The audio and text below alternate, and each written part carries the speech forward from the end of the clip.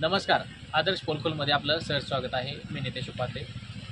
ज्ञानराधा मल्टीस्टेटमधील ठेवीदारांचे जे हाल चालू आहेत ते हाल जाणून घेण्यासाठी आज आपण इथं आलो आहोत. नेमकं ज्ञानराधा मल्टीस्टेटमधील ठेवीदारांची परिस्थिती काय आहे याबाबत आपण आज बोलणार आहोत आणि ती परिस्थिती काय त्यांच्यावर ओढवलेली आहे हे देखील पाहणं महत्त्वाचं आहे.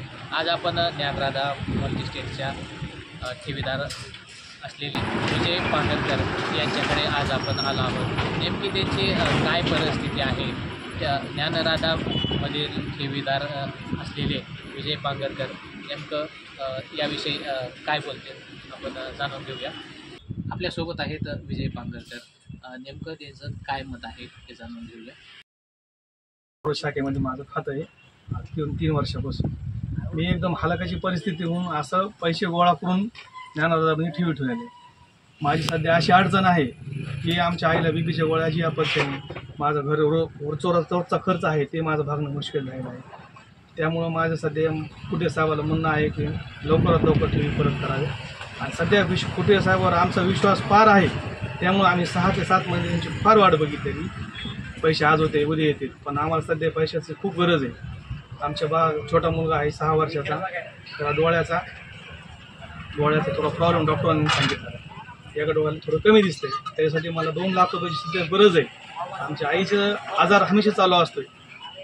कुठं मणक्याचा त्रास आहे, कुठं खुब्याला त्रास होतो, तिला बीपीचा त्रास आहे, ते डोळ्याला दिसत नाही. अशा भरपूर अडचणी आहेत, पण आता सांगावं तेवढं कमीच आहेत. पण माझं इतकंच म्हणणे कुठे साहेबाला कळकळीची विनंती की आमच्या गोरगरिबांचे पैसे लवकरात लवकर द्यावे.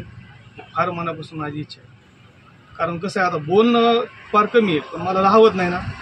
मी पैसा कसा केला माझी मला माहिती. रात्रंदिवस मी कष्ट केले, रक्ताचं पाणी केलेलं आहे. मी अक्षरशः रात्री 12 वाजता मी कामं केले भर उन्हामध्ये. मी माझा छोटासा व्यवसाय तर पहिल्यांदा मी पेपर लाईन करायचो. पेपर लाईन करीत करीत मी पुन्हा केबलचं काम केलं. केबल नेटवर्कमध्ये प्रियदर्शी शिवाजी गायकवाडचं. इतकी माझी परिस्थिती अशी, पण माझी मलाच माहिती.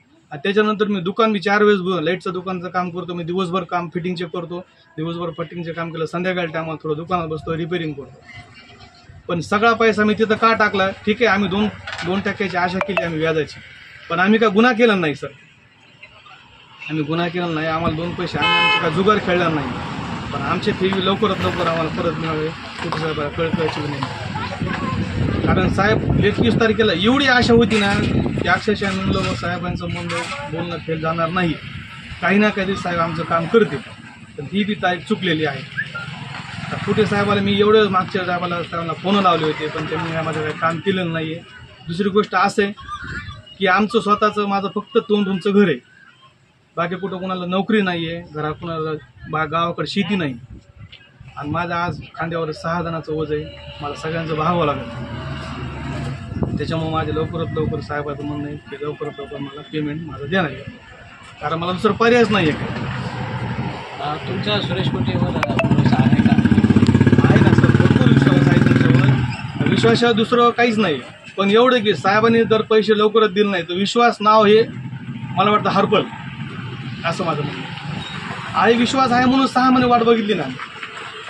पण आता विश्वासाची क्षमता संपली. कारण गरज भागवल्या आमच्या. पैसा कुठं आणायचा? आम्ही सगळा हवे तेवढा पैसा त्याच्यामध्ये टाकलेला आहे तुमच्या बँकेमध्ये. आता इथून कुठं पैसा आणायचा? आणि आता विचार करा तुम्ही 5 ते 7 लाख रुपये माझी ठेवी इथं. एवढे पैसे मला जमा करायला मला 5 वर्ष मागे जावं लागेल. आज माझं रनिंग 45 वय चालू आहे. मी कवर काम करायचं, पैसे नाही मिळाले आम्ही काय करायचं? नक्कीच त्यांची भावना त्यांनी व्यक्त केलेली आहे. सुरेश कुटे साहेबांनी याविषयी लवकर निर्णय घेऊन बँक सुरू करून अशा ठेवीदारांचे पैसे लवकरात लवकर देण्याचा प्रयत्न त्यांनी करणं आवश्यक आहे.